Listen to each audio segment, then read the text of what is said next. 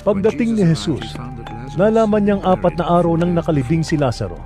May 3 kilometro lamang ang layo ng Jerusalem sa Betanya, at maraming Hudyo ang dumalaw kina Marta at Maria upang makiramay sa pagkamatay ng kanilang kapatid. Nang mabalitaan ni Marta na dumarating si Jesus, sinalubong niya ito. Ngunit si Maria na may naiwan sa bahay, sinabi ni Marta, Panginoon, kung narito po kayo, hindi sana namatay ang kapatid ko. Subalit alam kong kahit ngayon ipagkakaloob sa inyo ng Diyos ang anumang hingi ninyo sa Kanya. Muling mabubuhay ang iyong kapatid. Alam ko pong siya'y mabubuhay muli sa huling araw. Ako ang muling pagkabuhay at ang buhay. Ang sino mang sumasampalataya sa akin, kahit mamatay, ay muling mabubuhay. At sino mang nabubuhay at sumasampalataya sa akin, ay hindi mamamatay kailanman. Naniniwala ka ba sa sinasabi ko?